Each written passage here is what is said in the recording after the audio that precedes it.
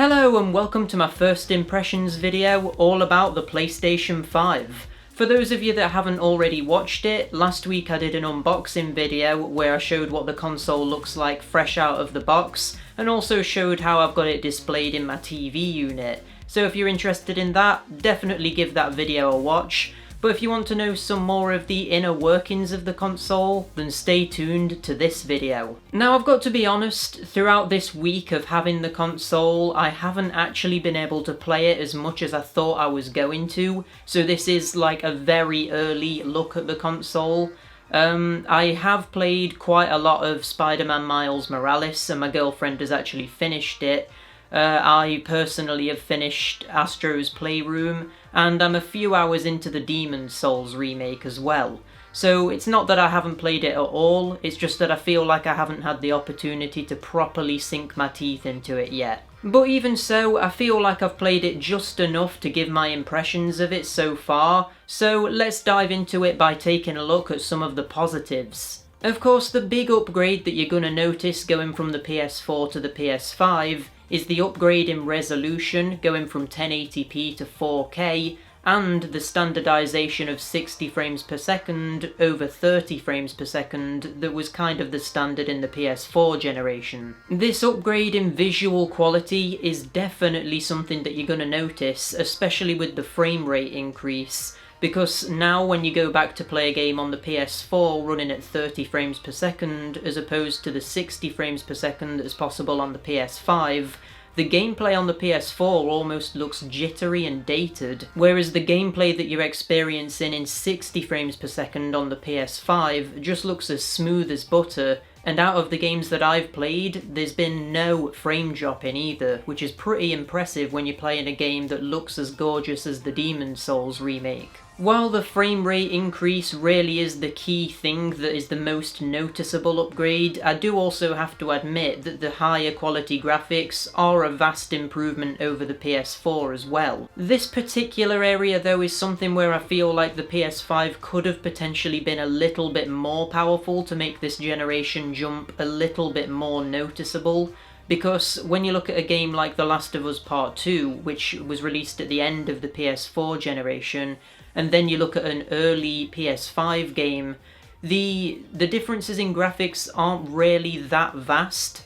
But what you've got to consider is that we are very early in on the PS5's lifespan. So just imagine what we're going to be seeing towards the end of the PS5's life. It's probably going to be pretty impressive. It's just a matter of the developers getting used to the hardware and then utilising it in the best possible way, which they obviously can't do yet because it's not been out for very long. One of the other main things though that's going to define this generation, I feel, is the incredibly fast loading times that's possible due to the PS5 having an SSD hard drive. Even in these early PS5 games I've played, like Spider-Man Miles Morales, Demon's Souls, and Astro's Playroom, there are hardly any visible loading times at all, and load screens have been effectively eliminated, which is not only great on a technical level, but it just also makes the gameplay experience feel so much more snappy and immersive because you're not constantly being interrupted anymore. It's stuff like entering a new level in Astro's Playroom only taking a couple of seconds, or teleporting to a brand new world in Demon's Souls just having this quick, snappy fog effect cover the screen and then disappear almost instantly.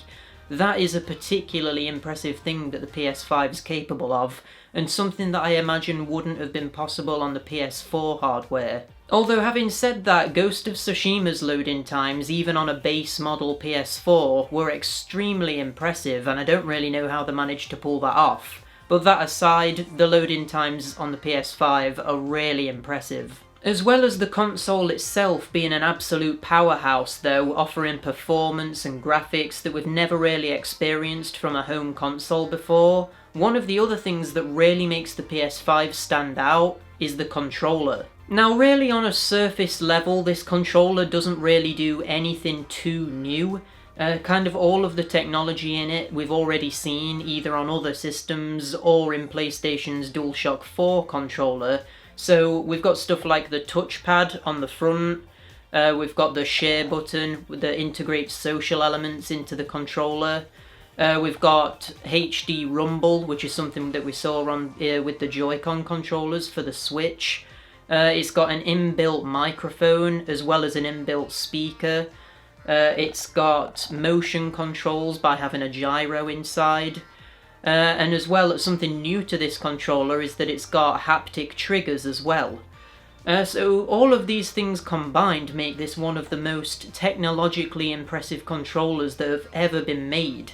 And I can't wait to see how developers utilise that even more in the future. Even in this early stage though, just with the launch games on the system, you can tell that the developers have been having a lot of fun with this controller, doing stuff like making noises come from it, like in Demon Souls where you'll be hitting enemies or just flailing your weapon around, and you'll hear these subtle sound effects coming from the controller that I actually think kind of add to the immersion, which is kind of weird because with the PS4 controller, I always turned the controller speakers off because I kind of found it a little bit distracting. But I don't know whether it's just that the speaker is a lot higher quality in this controller, or whether the developers of these games have just kind of like integrated the sounds a little bit better. But I do genuinely feel like the speaker in this controller is significantly better than in the previous generation's controller. I think maybe the reason that I don't find the PS5 controller's audio to be as distracting as it was in the PS4 is maybe because this controller all around is a little bit more interactive. So as I previously mentioned, we've got some kind of HD rumble, basically just better vibration in this controller. So for example, when you are flailing your weapon around in Demon Souls, or like spinning webs as Spider-Man, swinging on them around New York, you're getting these like little vibration effects in the controller that you might only be feeling like in a specific part of it. So like if Spider-Man swings a web to the left, for example, you'll feel that vibration on the left of the controller, that sort of thing. But as well as that, on top of that, you've got this other dynamic element, which is where the controller can also make the triggers a little bit more difficult to press. So if you're, for example, using a really heavy weapon in Demon Souls, or maybe a better example actually is if you're pulling a bowstring in a game, the developers can make the triggers more difficult to press to replicate what it would be like for that character to be pulling that bowstring. This is something that Astro's Playroom does really well at one point, and it's something that I have been really liking about this. They've clearly put a hell of a lot of effort into making this controller not only technologically sophisticated, but also making it extremely comfortable to hold as well.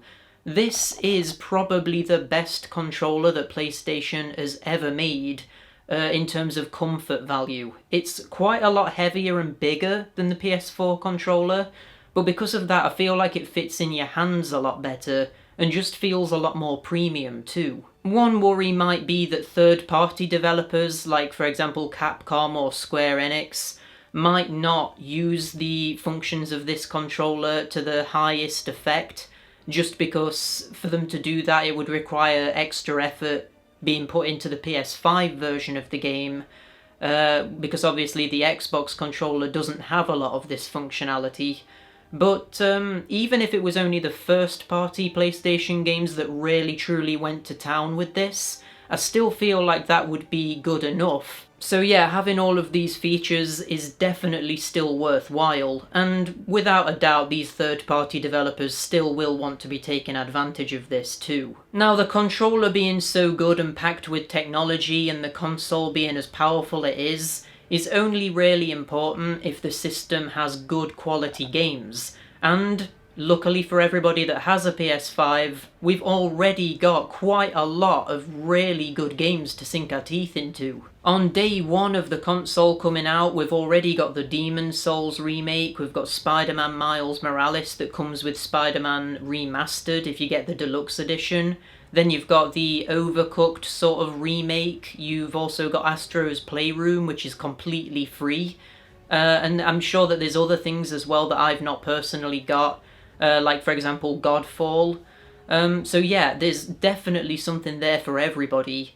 But as well as having a good amount of PS5 exclusive games on launch, what it also can do is it can play almost every PS4 game. But what makes this even better is that a lot of these PS4 games, when you play them on PS5, are actually vastly improved from the version that you were playing on PS4. So for example, the only game that I've personally played on the PS5 that was released on PS4 is Sekiro, and what I will say is that it is absolutely the definitive way of playing that game on a home console. Whereas the PS4 version was really good, it was always locked to 30 frames per second. And while at the time I didn't really think that that was a big deal, when you play it on the PS5 and it's running at a smooth 60 frames per second with absolutely no drops, you will notice a massive difference. It's almost like with a lot of the PS4 games, if you put the PS4 disc into the PS5, you're basically playing a remastered version of it that you've got for free. Obviously the caveat with this is that not every single game will be improved in this way by playing it on the PS5, but I know for a fact that a lot of them are. The one that really stands out as not being improved in any significant way is Bloodborne. I'm not really sure why that is, because if Sekiro can be played in 60 frames per second now, I don't know why Bloodborne can't. But yeah, that's the one standout game where I really wish that would have received some sort of performance boost, because I would love an excuse to play that again in 60 frames per second. Before I got my PS5, I did look into the backwards compatibility quite a lot, so I know for a fact that most of the high-profile PS4 games have received some sort of upgrade by playing them on PS5. So stuff like God of War, The Last Guardian, just like all that stuff that's like a first-party exclusive, most of them play better on the PS5 than what they did even on the PS4 Pro. But yeah, basically my point here is that if you can only afford to get one brand new PS5 game, which is understandable considering how expensive they are, you can still pop in your PS4 discs and play them just like normal, but in an enhanced way. So we've got a powerful console with good graphics, really fast loading times, and 60 frames per second as standard. We've got an amazing technologically advanced controller with loads of fresh gimmicks that are really interesting to experience. And we've got a good selection of launch games, as well as good backwards compatibility. So what is there to complain about?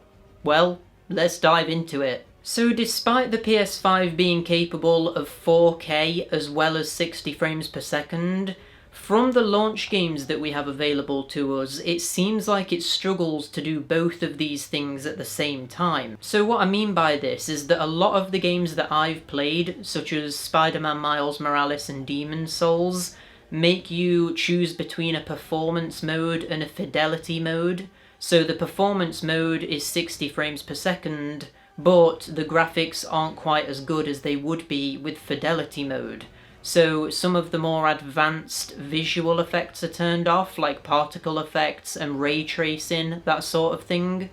And in order to activate those visually impressive elements, you need to play it at 30 frames per second instead. Now for me personally, I would always opt to play at a higher frame rate than what I would to activate these extra visual elements. But it's a bit of a shame that the PS5 isn't quite powerful enough to do both of these things at the same time. I almost feel like it isn't a true generational leap without being able to do those two things at the same time, and I feel like that's a little bit of a shame. Even so, I do feel like that's a little bit of a nitpick, considering that the games still look really good even when you're playing them in performance mode. But, like I said earlier in the video, I do feel like the graphics aren't absolutely mind-blowing. It's not like going from a PS1 game to a PS2 game, for example, where the graphics were so much better. The gap between the PS4 generation and the PS5 generation is a lot smaller than that. Another complaint that I have about the console is that with the disc version, I do find it to be quite loud at times. Very often when it's first booting up a game, the disk drive can be incredibly noisy, and then sometimes just randomly during the gameplay, it sounds like the disc starts whirring again, and it can be quite distracting, and it's really a shame because other than that the console is almost completely silent. I'm hoping that this is something that's going to be fixed with a future update for the console, to be honest, because I do really feel like the console should be a lot quieter than what it is. It is only the disk drive that's a problem here, so if you are playing a game digitally, I do imagine that the console would be completely quiet. So this is really only a problem if you're a physical collector like me. Another little complaint of mine is that the user interface on the dashboard screen isn't particularly intuitive, and I feel like it takes me forever to find settings or even find like particular games that I'm looking for. And I really feel like there's a severe lack of customization as well. You can't make folders like you could on the PS4. You can't even change the theme like you could on the PS4. And you can't even like properly filter games in your library. So like it would be nice if you could separate the PS4 games from the PS5 games, for example. But there's no real way of doing that. And any filters that you do apply don't actually stay active once you leave the screen either. So even if you were to separate them by platform like that, as soon as you go back to that menu, they're just going to all be clumped together in one category again. Another thing that's quite a similar point to that was really annoying me is that for some reason in your game library, every single game you have ever downloaded is displayed there, and there's no way of deleting them or hiding them. So just like games that I just got on PlayStation Plus for free that I've got no interest in are there in my game library all the time just looking at me, and I don't really want to see them. Just like with the PS4 as well, there's no way of deleting or hiding games on your trophy list. This is really annoying for me personally because I like to keep things organised like that. And there's a ton of games on my trophy list where like a friend has just played a game for a minute and got one trophy, and it's just forever there on my trophy list now. And I would just love to be able to delete that so that I can just forget about it. I was really hoping that the PS5 was going to be able to do this, but yeah, it doesn't seem like something that they're going to be doing anytime soon. Now, my last negative is something of a nitpick, and it might be a little bit unreasonable for me to be complaining about as well, but despite the PS5 being backwards compatible with PS4 games, imagine how good it would have been to have seen it be able to play PS1, 2 and 3 games. And also imagine how impressive it would have been if these games would have received performance upgrades as well. Like, you could have effectively been playing PS1 games that were upscaled massively and looked as crisp as they ever have before, playing it on actual hardware. The same applies to PS2 and PS3 games as well. This would have ultimately have made the PS5 the ultimate PlayStation console ever made, because it can literally play the entire back catalogue and history of the PlayStation. That would have been really good, but maybe that's just a bit of a pipe dream. Something that was a little bit annoying for me on a personal level, actually, is that in order to record footage from the PS5 in the way that I normally do, I've been having to dramatically upgrade my capture setup, because one of my HDMI splitters didn't work with 4K signals, and my actual capture card doesn't work with 4K either. So I'm having to splash out quite a lot of money to be able to keep my current recording setup that works with the PS5. But yeah, that's just something that's like kind of specific to me that's an issue. That won't affect you if you're just playing the games console like a normal person. But yeah, to summarise, I think the PS5 is an absolutely incredible console, and it's one that I'm glad I picked up on launch. I said in the previous video that this is actually the first games console I've ever got on release, and I'm really happy that I did that. I'm going to be playing it for obviously a really long time, and I can't wait to see what games are released on it in the future. I'm hoping for Bloodborne 2, because I really would like to see a sequel to Bloodborne, or even just a Bloodborne remaster at this point. I just want more Bloodborne. Another thing that I would like to see actually is the developers of Astro's Playroom, Team Azobi, tackle an Ape Escape game. I feel like they would do that really well, and throughout my time playing Astro's Playroom, I was just constantly reminded of elements of Ape Escape. I don't know whether that was intentional, but yeah, I just really think they would be the absolute perfect developers to tackle either a new Ape Escape game or an Ape Escape remake. And plus, think about how fitting that would be as well. With all of the technological gimmicks that the PS5 controller has, they could be utilised so well with a new Ape Escape game. Ape Escape, after all, was the first game that required the DualShock controller, which was seen as being a bit of a gimmick at the time. So an Ape Escape remake or a new one could utilise the DualSense controller extremely well. So despite all of my criticisms of the PS5, they're easily overlooked because I think the console in general is great. But having said that, would I recommend that you personally get one? Well, it kinda depends on how much money I have, I guess, because right now it's a bit of a steep price, and with it not having an absolutely massive amount of PS5 exclusives, or even just PS5 games in general, you might be better off just sticking with the PS4 for now. But if you do have the surplus cash and you're willing to spend that money on a new games console, I would definitely say that the PS5 is the way to go. Not only does it already have a few really noteworthy games, but also it has a lot of games coming out in the future as well. The one that I'm particularly looking forward to is Ratchet & Clank Rift Apart. I think that looks incredible, and I can't wait to get my hands on it. So really, I would say that the PS5 at this point really is only going to appeal to the people that are hardcore into games.